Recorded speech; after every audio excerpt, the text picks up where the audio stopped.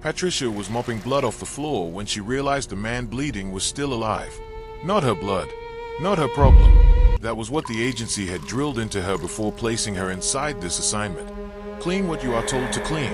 See nothing you are not supposed to see. Remember nothing you were never meant to witness.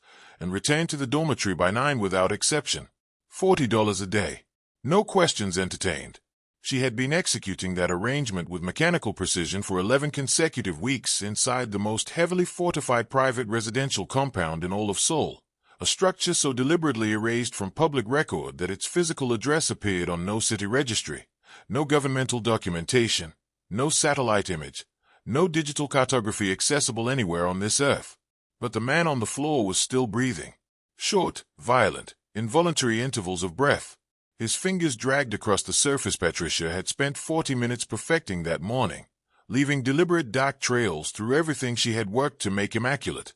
And standing directly above him, completely motionless, with both hands relaxed at his sides, was Ye Joon.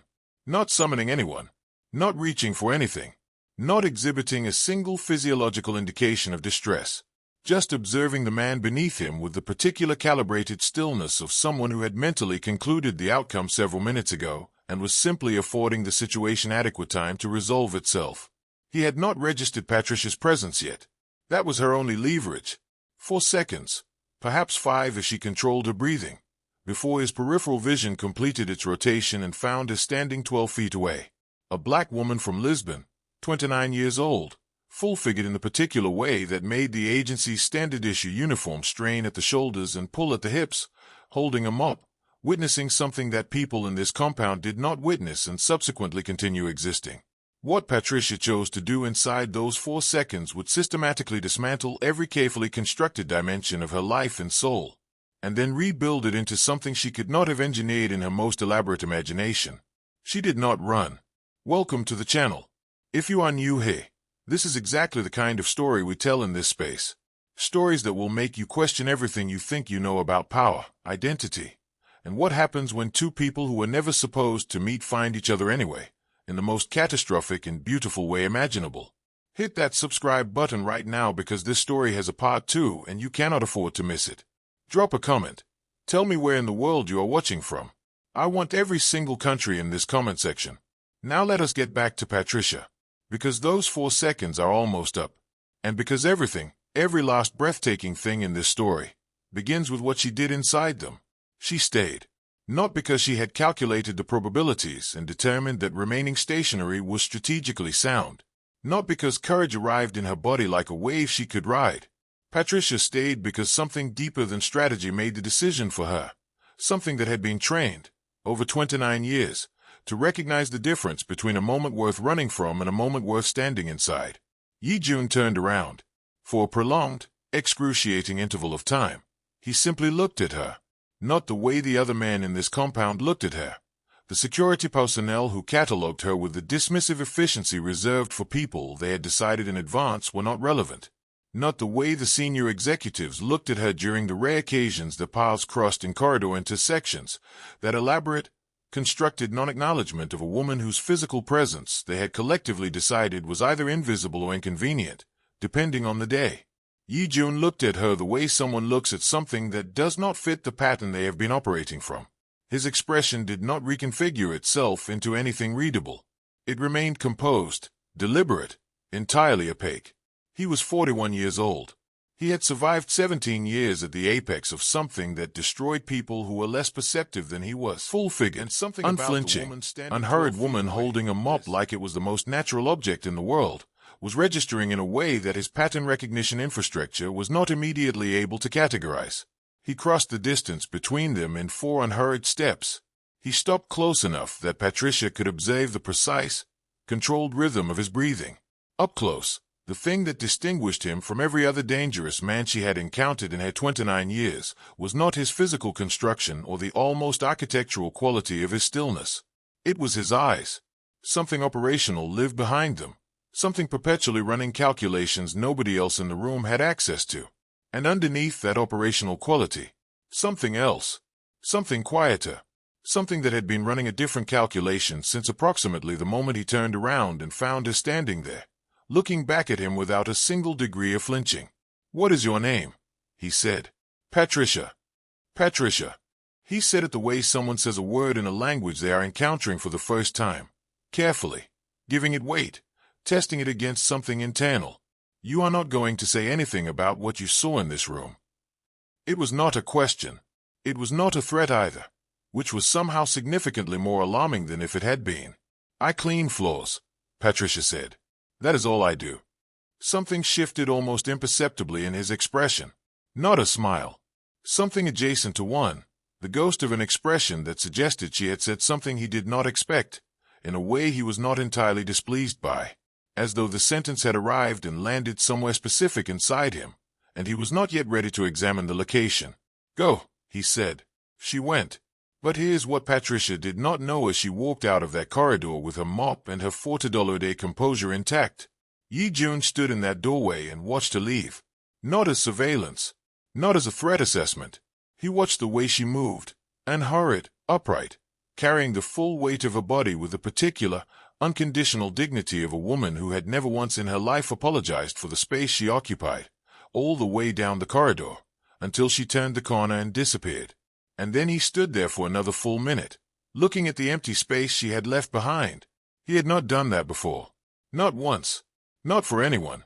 He stood there for a full minute looking at the place where she had been, and he was not conducting an operational assessment. He was simply thinking about her. Now stop, because this is where Ye Joon's reputation needs to be properly understood before this story goes any further. Because ruthless is a word that gets applied to powerful men carelessly, and this man earned it in ways that this story is not going to allow you to underestimate. 3 months before Patricia arrived in his compound, Ye Joon had dismantled a rival organization's entire financial infrastructure in 72 hours. Not through violence, through something considerably more devastating. He identified every financial instrument the organization depended on, and he collapsed them sequentially, in the specific order that would produce maximum cascading damage over 3 consecutive days. Nobody had died. That was, counterintuitively, what made it ruthless rather than merely violent. Ye Joon had made a deliberate choice to leave every person in that organization alive and financially annihilated, because he understood, with the cold, comprehensive clarity of someone who had studied human nature in extremity for 17 years, that living with total destruction is a considerably more instructive experience than not living at all. The man on the floor in that corridor, he had been a mid-level operative who had bypassed 3 layers of security to enter uninvited and negotiate on behalf of dissolved employers. He had miscalculated catastrophically. Ye Joon had been demonstrating, in the particular hands-on manner he reserved for situations requiring personal emphasis, exactly what that category of miscalculation cost. Patricia had walked in on the demonstration. The man survived.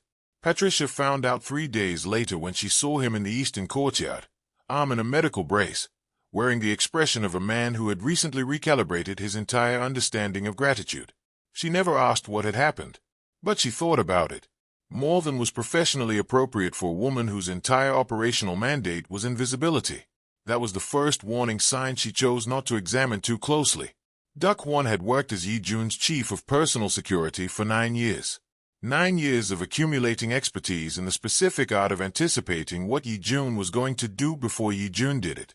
He could read the man's intentions from the angle of his shoulders, from the particular cadence of his footsteps across different floor surfaces, from the incremental variations in how long he held eye contact with different categories of people. So when Duck One noticed Ye Joon beginning to adjust his schedule on Thursday mornings, beginning to be present in the Western residential wing between 8 and 9, which was precisely and exclusively when Patricia cleaned that section, Duck One noticed. He catalogued it. He filed it in a category he had never previously needed to create. And he said absolutely nothing, because Duck One had also noticed something else. Something that, in 9 years, he had never once observed in Ye Joon's behavior toward any member of the compound's domestic staff. When Patricia moved through a corridor, Ye Joon's attention followed her with the specific quality of attention that is not surveillance. When she laughed, quietly, rarely, usually at something one of the other staff members had said, the sound produced an almost imperceptible alteration in Ye Joon's posture, a fractional reduction in the tension he carried as a permanent structural characteristic of his physical presence.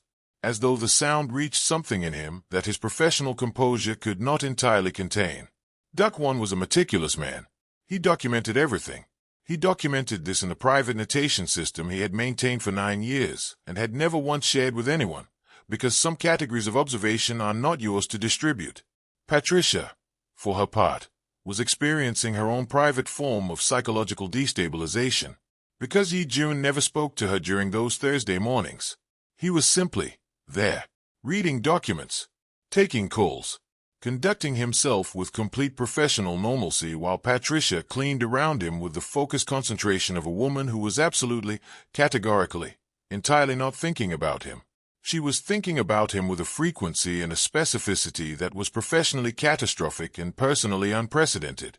She noticed things she had no operational reason to notice. The way he held a pen, with more care than the gesture required. The specific quality of his silence when he was reading something that interested him versus something that simply required his attention. The fact that he never once positioned himself in a way that put his body between her and the exit of any room they shared. That last one. She noticed that one more than she wanted to admit. On the 14th Thursday, he spoke. "You hum when you think nobody is listening," he said, without looking up from the document in his hand. Patricia's cleaning motion stopped. "I do not hum," she said. "You have been humming the same sequence of notes for 6 consecutive Thursdays," he said. He looked up then, directly at her. "It is from a song. I do not recognize it." And here's where this story does something you did not expect. Because the song was not just a song. It was something her mother had sung in their kitchen in Lisbon on Saturday mornings. Her mother died 7 years ago. Her mother who had possessed the specific, grounded fullness of a woman entirely at peace in her body, who had taught Patricia, by complete example and without a single direct statement on the subject, that the size and shape of a woman's physical presence had precisely nothing to do with the size and shape of her worth. Patricia had grown up in that kitchen, in that fullness, in that Saturday morning light, and she had carried both of them, her mother's lesson and her mother's song, through 7 subsequent years of a world that had repeatedly attempted to offer her a different education on the subject. "It is not important," she said. He looked at her steadily, with that quality of attention she had spent 6 Thursdays deliberately not examining. "I did not say it was important," he said. "I said I did not recognize it." There was a distinction there. He had not dismissed the song. He had not dismissed her. He had simply wanted to know. That was the precise moment Patricia understood she was in catastrophic trouble. Not the professional variety. The other kind. The kind that does not respond to training or methodology or the controlled transformation of feeling into operational procedure. The kind that arrives without permission and refuses to leave when asked. She had approximately 6 weeks to correct the course.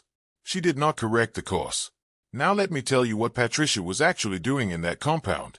Because this is where everything you think you know about this story stops being reliable. Reading it with the complete absorption of someone consuming the most consequential document of their professional life. Then she replaced it precisely, closed the cavity, and returned to the dormitory, because the ledger did not contain what her client had asked her to find.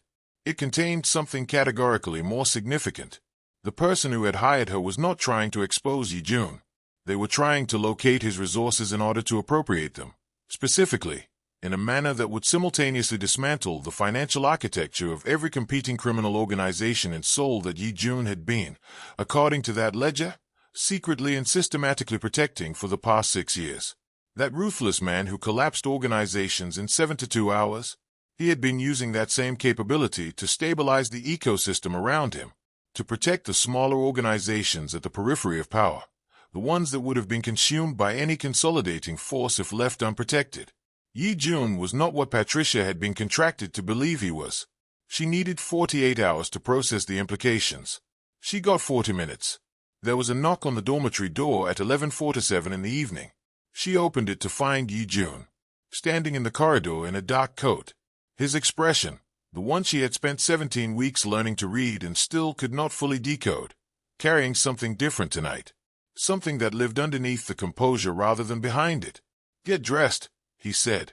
"You have 4 minutes." "I am not going anywhere with you at midnight without knowing why," Patricia said. "Someone is coming for you," he said.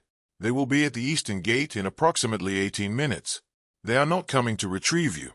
They are coming to ensure that whatever you have found inside this compound does not leave it, including you." The particular quality of the silence that followed was different from every previous silence between them. It was not the silence of two people calculating their positions. It was the silence of two people standing in the moment just before everything changed, and both of them knew it. "How long have you known?" Patricia said. "Week 4, he said. She looked at him. He looked at her. The corridor was very still. "Get dressed," he said again. His voice. She noticed this. She noticed it with a part of herself that noticed everything about him despite having a professionally sound reason not to. His voice had changed. The operational precision was intact. But underneath it, something quieter. Something that was asking, not instructing. "Please," it said, underneath the word "get." Underneath the word "dressed." Underneath the whole composed, controlled surface of the sentence. "Please be safe. Please let me make sure of that. We can have the rest of this conversation somewhere that is not this compound," he said. "And here, right here, is where what he did next will genuinely shock you." He waited. Not outside. Not in the corridor conducting surveillance. He turned around, faced the wall 3 feet from her doorway, and he waited. Because Patricia needed 4 minutes to get dressed and he was not going to stand over her door or position himself between her and any available exit or conduct himself in any manner that communicated, even for a single second, that she was anything other than a person with complete authority over her own movements. This man, this ruthless man, who had collapsed empires in 72 hours, who had stood above a man on a floor without a single alteration in his breathing, who held all of Seoul in the precise, terrifying balance of his operational intelligence, stood facing a wall in a corridor at midnight, waiting, because the woman behind that door had the right to dress without being watched, because her dignity was not negotiable to him, not even tonight, not even with the Eastern Gate 18 minutes away from something that could not be undone. Patricia understood, in those 4 minutes, getting dressed with hands that were not quite steady, tucking an encrypted drive into her pocket, looking at her own reflection for one brief, clarifying second in the dormitory mirror, that she had been wrong about what ruthless meant. She had been applying the word to this man from the outside. She had not understood yet that a man can be ruthless in the pursuit of power and simultaneously, quietly, devastatingly, tender, in the ways that are not witnessed, in ways that are not performed for an audience, in the ways that are chosen in the dark, facing a wall, when no one is watching and there is nothing operational to be gained. She opened the door. He turned around. His eyes found her face immediately. Not the drive in her pocket, not the compound behind. And she had spent 14 consecutive Thursday mornings being seen, genuinely, carefully, quietly seen, by the man she was investigating, which was a professional catastrophe of spectacular magnitude. And she was completely aware of that, and it was doing absolutely nothing to help. Pay close attention now, because here is where everything tilts. Ye Joon had known Patricia was not a cleaner from the 3rd week, not because she had made an error. She had not made a single documentable error, but something about Patricia registered incorrectly from the beginning, not wrong enough to constitute an obvious threat, but wrong enough to be a persistent and accumulating signal. He assigned Duck 1 to investigate her background in week 4. Duck 1 returned with a file that was immaculate, completely, surgically immaculate. Every document in order. Every reference is verifiable. Every employment history is corroborated by institutions that answered their phones with exactly the right degree of administrative inconvenience to feel authentic. It was, Duck 1 noted with professional appreciation, the most convincingly fabricated identity documentation he had encountered in 9 years, which told Ye Joon everything. Genuinely innocent people have messy backgrounds. Patricia's was a masterwork. Someone had constructed it with significant resources and a very specific purpose. He decided to wait, to observe what she accessed, what she photographed, and yes, he knew about the photography, and traced through her activities the precise outline of what her client wanted. The identity of someone willing to invest this quality of operational resource into infiltrating his compound was information worth considerably more than whatever Patricia would eventually extract. So he waited. He observed. He adjusted his Thursday schedule. And somewhere inside all of that calculated, operational patience, something happened that Ye Joon had not included in any projection. The ruthless man who had collapsed a 17-year organization in 72 hours, who had stood above a man on a floor with complete stillness and waited for the situation to resolve itself, that man found himself looking forward to Thursday mornings. Not for operational reasons. For the specific, entirely UN operational reason that Thursday mornings were when he was in the same room as her. This black woman from Lisbon who moved through his compound with the unhurried uprightness of someone who had decided a long time ago that the world's opinion of her physical presence was not her administrative responsibility. Who hummed her dead mother's song without knowing she was humming. Who had looked at him on the first day, directly, eye level, without flinching, and said, "I clean floors, that is all I do," and somehow made it sound like the most composed and devastating sentence he had heard in years. He was not watching her to gather intelligence anymore.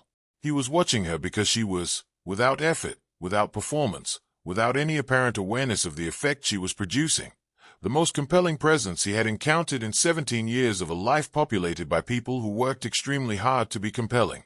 And that knowledge lived in him, quiet and accumulating, though every Thursday morning he spent in the same room with her, saying nothing, wanting to say something, and choosing instead to simply be, for those brief, unremarkable, entirely irreplaceable hours, in the same air as her. If you are still watching and you are invested in these two people, hit that like button right now. 1 second. It keeps this channel alive. Now keep watching, because what I am about to tell you will reorder everything. Patricia found the secondary ledger on a Tuesday morning in week 9. Not a digital file. A physical document, a leather-bound accounting record stored inside a concealed cavity in the Eastern office floor. A cavity she had only located because of a dream. The night before, she had dreamed of her father, Gabriel Costa, Port Logistics Administrator, Lisbon, 40 years of professional integrity. She had been in his study in Seoul, watching him write in a leather-bound notebook with the focused concentration of a man engaged in consequential documentation. He had looked up, and with the directness of a person who had never in his life spoken indirectly when directness was available, he had said, "You are standing on it." She had lain awake until 4:47 in the morning thinking about her father's voice. Then she went to wake. She pressed the right section of the Eastern office floor. The cavity opened. The ledger contained transactional records in plain notation, dates, amounts, recipient identifiers, jurisdictional routing codes, written by someone who never imagined they would leave that cavity. Patricia had a photographic memory. She spent 11 focused minutes. Not the Eastern Gate and its approaching consequences. Her face. "Feist. Ready," he said. "Yes," she said. And for a moment, just one, just long enough to mean something, neither of them moved. They simply stood in that corridor in the compound that had held both of their secrets for 11 weeks, looking at each other with the specific, irreplaceable clarity of people who have run out of reasons to pretend they do not see what they see. Then they moved. Together. Duck One was in the front. The vehicle emerged through a passage not on any schematic Patricia had accessed in 9 weeks of systematic investigation. He had the expression of a man who had been anticipating this development since approximately week 6 and was professionally prepared to say absolutely nothing about it. Ye Joon opened the rear door. Patricia did not get in. "You knew from week 4, she said. "You let me continue for 13 more weeks. You let me find things. Why?" He looked at her across the open door in that narrow service lane at 11:51 in the evening, and something moved across his expression that she had never seen there before. Something that existed for 2 seconds before his composure reassembled itself over it. But she saw it. She was watching closely enough to see it. "Because I needed to know who sent you," he said. "And because—" He stopped. That unfinished because hung in the air between them. Because, and he had not finished the sentence. Because something in the completion of it was not a thing he was yet ready to say in a service lane at midnight with a clock running and a vehicle waiting. But Patricia heard it. The whole of it. The part he had said and the part he had not. She heard the way the sentence had begun with operational necessity. "Because I needed to know who sent you," and then arrived somewhere different. Somewhere that operational necessity did not cover. Somewhere that 17 years of ruthlessness and calculated composure did not have a ready vocabulary for. She got in the car. Her encrypted drive immediately began vibrating against her hip. Someone was attempting remote access. Her client was not at the Eastern Gate. Her client was already inside the system. On Ye Joon's lap was the ledger from the Eastern office cavity. He had retrieved it himself, and he had come to her door not simply because someone was approaching the Eastern Gate, but because the moment Patricia read that ledger, she had simultaneously become extremely valuable and extremely endangered, And those two facts together had produced a third fact that Ye Joon had apparently decided was non-negotiable. He was not going to leave her there. He had known what she was from week 4. He had the operational justification and the organizational authority to have her removed at any point in the subsequent 13 weeks. He had watched her photograph documents. He had watched her work. He had watched her, and he had done nothing to stop any of it, because she was not a threat to be neutralized.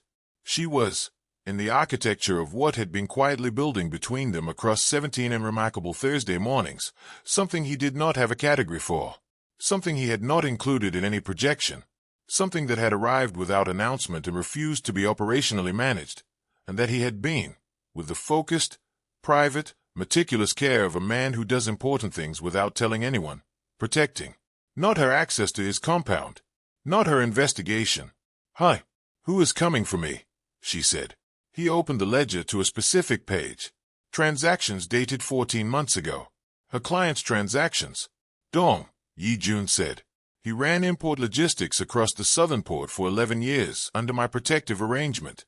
14 months ago he found alternative protection, stopped the payments, and took the logistics network with him. He hired you to map the instruments I used to financially stabilize the organizations standing between him and total consolidation of the Southern Corridor. If he can collapse those instruments simultaneously, the resulting vacuum consolidates in his favor within 10 months. Patricia looked at him. "And the person above Dong," she said. "Because there is someone above Dong. I have 4 to 4 seconds of audio in my pocket that proves it." The vehicle went very quiet. She played the recording through the audio system. A voice she had heard 3 years ago in Portugal. An international anti-corruption official whose organization was supposedly the primary institutional mechanism for pursuing accountability for exactly the category of financial crime Dong was committing. He was not pursuing accountability. He was manufacturing a specific outcome, one in which Dong's consolidation would be legitimized through internationally brokered financial instruments that would render historically contaminated capital permanently clean. Ye Joon listened to it once, then twice. Then he sat back. "His name is not what he told you in Portugal," he said. His voice was completely flat, every layer of controlled complexity stripped from it. Patricia turned to look at him. "His name is Hakian," Ye Joon said. "And he is my brother." The vehicle crossed the Han River Bridge. Seoul continued indifferently around them. 10 million people in their beds and at their tables and inside their own private catastrophes, none of whom were aware of the vehicle crossing their streets carrying this particular configuration of irrevocable consequences. Patricia sat next to a man whose brother had engineered a scheme to destroy him using her as the primary instrument. And she thought about blood on the floor. 4 seconds. 14 Thursday mornings. A man standing facing a wall in a corridor. An unfinished sentence that had begun with "because" and had not yet found its ending. Before she could speak, every light in the vehicle extinguished simultaneously. Duck One said one word in Korean. "Controlled." Carrying the specific compressed weight of a man who is professionally trained not to convey panic but is currently in the immediate vicinity of it. Through the left window, Patricia saw a face she had not expected. Sayu, the young woman who managed the compound's residential staff rotation, who had originally placed Patricia in the Western Wing, standing in a service road in Seoul at midnight, holding up an Interpol badge. Patricia stayed at it. Every assumption she had carefully constructed across 11 weeks reorganized itself simultaneously. "Your sister is in danger," Sayu said, looking directly at Patricia through the window. "Dong has known about Camilla for 6 weeks. He has been allowing her access to his peripheral network because she has been recording conversations without being aware of it. Conversations he intends to weaponize as leverage if this situation moves toward formal prosecution. She believes she is building a case against him. He has been constructing a case around her." Patricia's hand found the door handle, and Ye Joon's hand closed around her wrist. Not aggressively, not restrainingly. The grip of someone who was not trying to stop her but was refusing. Quietly, completely, with the full weight of a decision that had been made somewhere before this moment and had been waiting for the moment to make itself known, to let her face what was coming alone. "Not alone," he said quietly. "Not tonight." She looked at his hand on her wrist. She thought about blood on the floor. 4 seconds. 6 Thursdays of a song he had been counting without telling her he was counting. A man who faced a wall because her dignity mattered to him at midnight when there was nothing to gain from it. She thought about the unfinished because. We go together, she said. Oh, I go alone. The silence lasted exactly as long as it needed to. Together, Ye Joon said. And something in the way he said it. One word. Quiet, direct, immediate, without hesitation, was the most complete sentence he had yet spoken in her presence. The vehicle moved again. Toward Maid. Toward Camilla. Patricia had a sister named Camilla, 2 years younger, significantly louder, possessed of the particular brand of reckless courage that manifests in people who grew up watching someone else absorb every consequence and therefore developed a fundamentally inaccurate understanding of their own risk threshold. Camilla had arrived in Seoul 7 months ago, longer than Patricia. She had come because their father was dead. Gabriel Costa, Port Logistics Administrator, Lisbon, 40 years of professional integrity, found dead 3 years ago in circumstances the official investigation characterized as cardiac. Camilla had not believed that characterization for a single day across 3 years. The documentary trail she had followed across 4 countries had led her to Dong's logistics network, to payments made to a Lagos-based intermediary 14 months before their father's death, payments corresponding precisely with the period during which Gabriel had discovered a discrepancy in port documentation, filed an internal report about it, and then died of a conveniently timed cardiac event. The report had disappeared.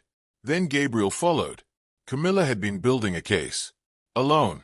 Without telling Patricia. Because telling Patricia would have transformed a personal mission into a professional exercise, and Camilla needed this to be personal. It was the only thing she had left that felt like genuine agency. Patricia looked out at Seoul. At its indifferent, relentless luminosity. She thought about her father. About the way grief functions as a navigation instrument, pointing always in the direction of the thing that needs to be found, with a precision that does not diminish with time but sharpens. Loss is not about forgetting. It is about learning all the ways the missing shape fits against every subsequent surface of your life. She had built her entire professional existence on the disciplined transformation of that grief into methodology. And here she was, carrying everything, her father's name, her mother's song, 9 weeks of documentation, 44 seconds of audio, moving toward her sister. Not afraid. The absence of fear was the most surprising thing. In its place, something steadier.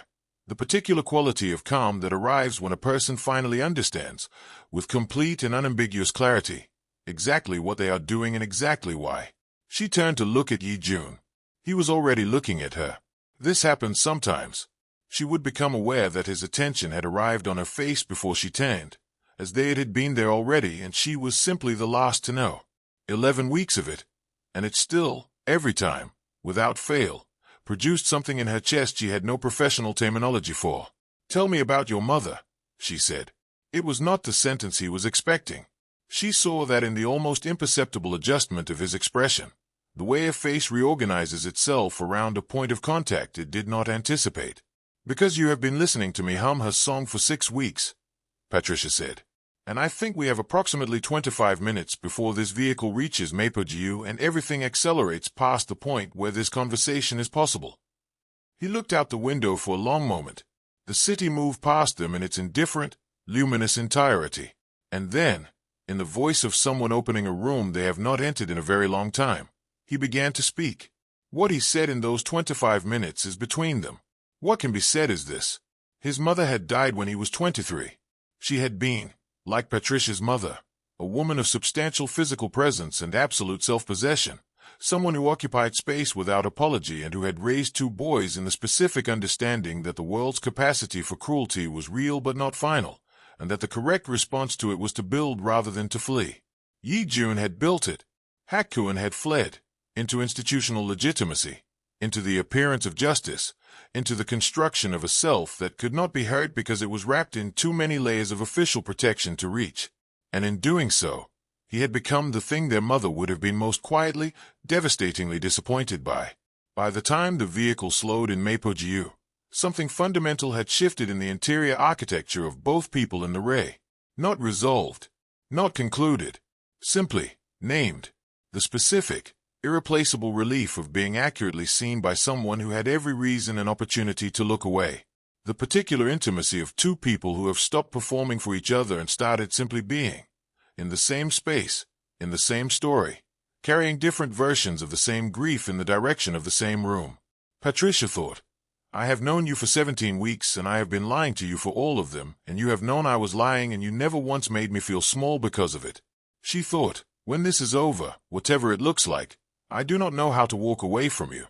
I do not know if I am going to try. She did not say either of these things. But she looked at him, in the slowing vehicle, with the restaurant's warm light visible through the frosted glass ahead, and she let him see that she was thinking of them. She let her face be the honest thing it had been trying to be for 17 weeks underneath the professional composure. And Ye Joon, this ruthless man, this architect of financial dismantlings, this man who had stood above a bleeding man without a single degree of visible emotion, looked back at her with the specific expression of someone who has found something they did not know they were looking for and understands, in the moment of finding it, that they will not be able to pretend they did not. Through the window, the restaurant was visible. Warm light behind frosted glass. Inside it, Camilla was sitting at a corner table with a man who was not who he claimed to be. Inside it, at the bar, sat Hakkuen, 19 years of the wrong decision made repeatedly in the direction of everything his mother had tried to build in him. Inside it, the next 4 minutes were going to produce something permanent. Ready? Ye Joon said. Patricia looked at him. A black woman from Lisbon, curvy and unapologetic and carrying everything. Her father's name, her mother's song, 9 weeks of documentation, 44 seconds of audio, and something else now. Something new. The particular, quiet, terrifying weight of a person she had not expected, in a city she had come to work in, at a moment she had not planned for. She had been carrying it for 14 Thursdays without admitting that she was. I have been ready, she said, for 4 seconds. She opened the door. They walked in together. Hakkuen looked up from the bar. The expression on his face when he saw his brother, when he registered the woman beside his brother, this black woman in a domestic uniform that was never designed for her frame, carrying herself with the uprightness of someone who had never once permitted the world to make her small, was not the expression of a man activating a contingency. It was something that arrived in the fraction of a second before his professional architecture could reconstruct itself over what he actually felt. Recognition of something in the situation itself. The particular expression of a person who has been in flight from a specific reckoning for 19 years and has just discovered that the reckoning was not chasing him. It had simply been waiting, with infinite patience, exactly where he left it. What happened before either of them could speak, he had not prepared for. Camilla stood up from her table. She crossed the room with the unhurried certainty of a woman who has rehearsed this moment for 3 years. She stopped in front of Hakkuen. She looked at him directly, the same way Patricia had looked at Ye Joon in that corridor 11 weeks ago. Eye level. No flinching. My father's name was Gabriel Costa, she said. Not loudly, with the specific, irreversible quietness of a sentence that has been carried for so long it has worn itself completely smooth. He was a port logistics administrator in Lisbon for 40 years. He found something in documentation that someone had placed there believing nobody with integrity would look that closely. He filed a report, and then he died.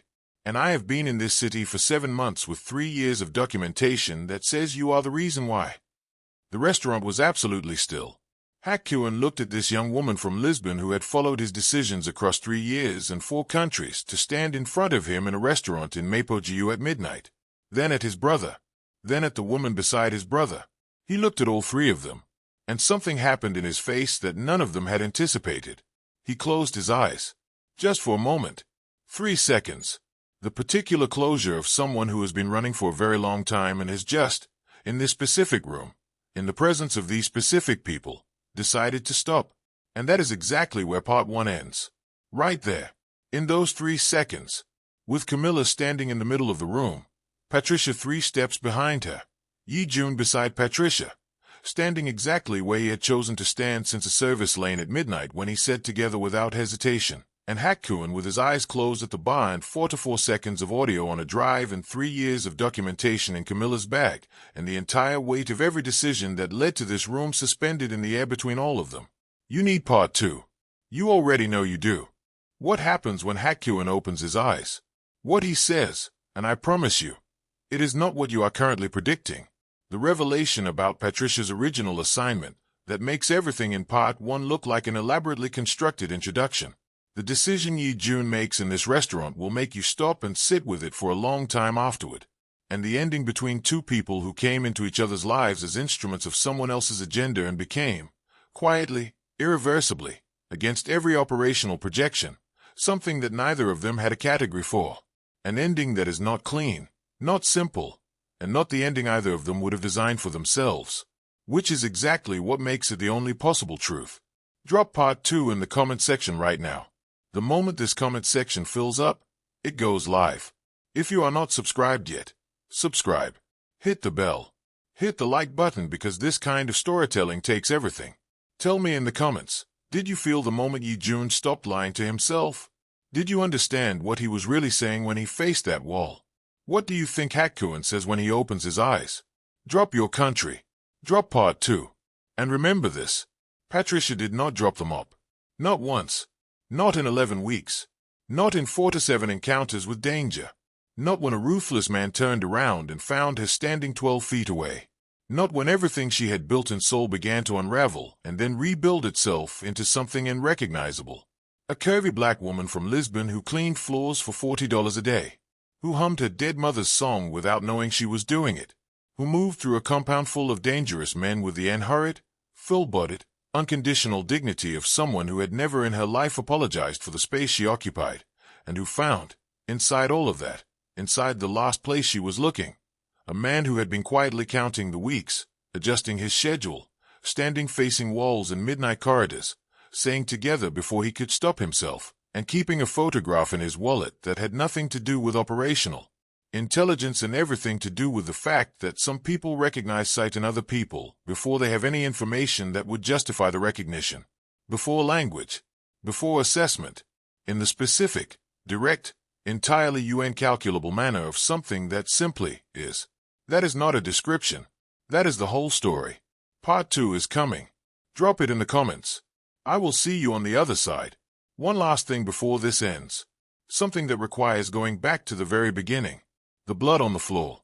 Patricia had assumed, on that first morning, that it belonged to someone on the wrong side of a confrontation inside this compound.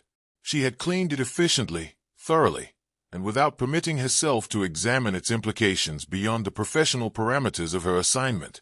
What she did not know, what she did not find out until Sayu disclosed it during the Bridge Road stop, was that the blood had not belonged to the man she found still breathing. It had belonged to a young woman Ye Joon had been sheltering at personal organizational risk for 3 months. A woman whose family ran one of the smaller peripheral operations that his financial infrastructure protected. She had been injured when the intruder entered. Ye Joon had prioritized her extraction above everything else. By the time Patricia walked in with a mop, the woman was already safe. Patricia had been cleaning the evidence of Ye Joon protecting someone. On her very first morning. Before she knew anything about ledgers or financial architecture or the ecosystem of smaller organizations he had been quietly sustaining for 6 years. And Ye Joon had watched her do it. Had watched a woman he did not yet know spend 40 minutes making immaculate the surface that documented his most private operational priority, his protection of the people at the periphery who could not protect themselves, and had then looked at him directly, without flinching, and said, "I clean floors. That is all I do." He had stood in that doorway for a full minute after she left. Now you understand why. Some things are apparent from the very first moment. Not retrospectively, not conveniently, but genuinely, immediately, in the way that certain kinds of people recognize sight in other kinds of people before they have any information that would justify the recognition. Patricia had cleaned his floors.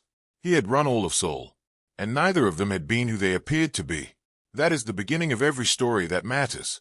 2 people in the same room, both carrying more than is visible, both refusing, absolutely refusing, to be made into the background of someone else's narrative. Part 2 is what happens when people like that decide, together, what to do with everything they have been carrying. Drop part 2 in the comments right now. It is coming.